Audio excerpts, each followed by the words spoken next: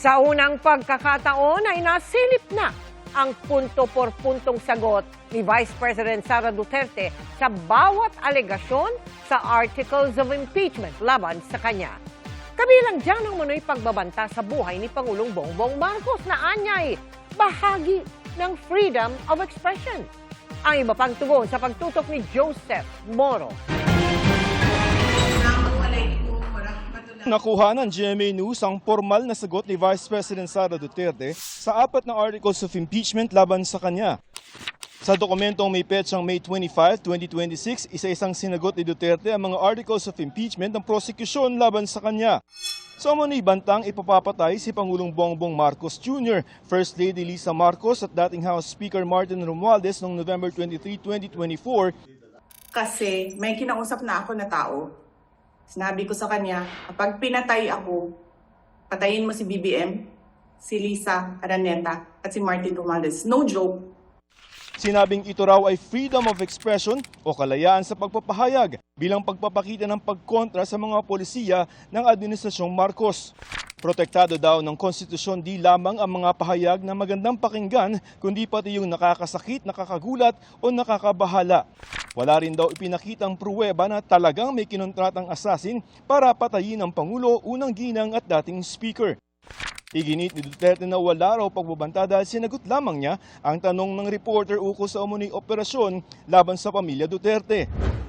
Sa aligasyon naman ng prosekusyon na hindi maipaliwanag na yaman ng mag-asawang Duterte dahil 30 million pesos lamang ang kanilang kita pero tumaas ang kanilang net worth ng 80 million pesos, bagay na hindi rin daw inilahad ng bise sa kanyang Statement of Assets, Liabilities and Net Worth o SALN.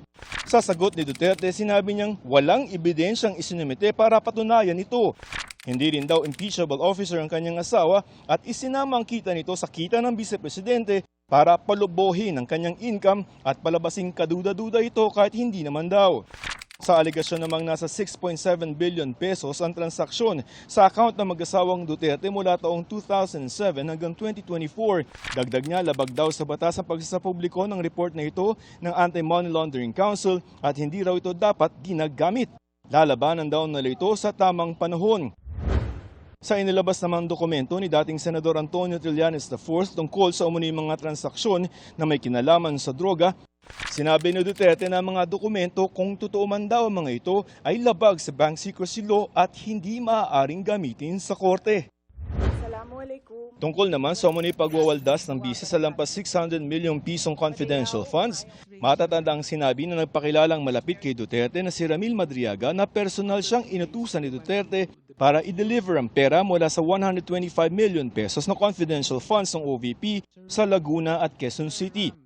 Tugon dito ng bise, inamin na mismo ni Madriaga na may galit lamang ito kay Duterte dahil hindi siya tinulungan ng makulong ito para sa kidnap for ransom. Wala rin daw pruweba na personal na nakinabang si Duterte. Regular daw ang release at paggamit ng confidential funds base na rin sa mga dokumento ng prosekusyon. At hindi pa rin daw pinala mga notice of disallowances ng Commission on Audit sa paggamit ng confidential funds.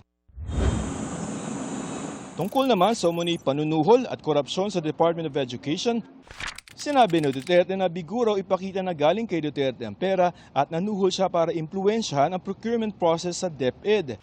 Sa kabuuan, hiniling ng kampo ni Duterte sa Senate Impeachment Court na ibasura ang kaso laban sa kanya dahil kapos ito sa hinihingi ng konstitusyon para sa isang impeachment proceeding. Ang palitang ito ng mga aligasyon at ebidensya sa pagitan ni Vice President Sara Duterte at mga prosekutor ang lalabas, titimbangin at huhusgahan ng mga senator judges sa impeachment trial na inaasahang magsisimula sa susunod na buwan. Joseph Morong, Nakatutok 24 Oras.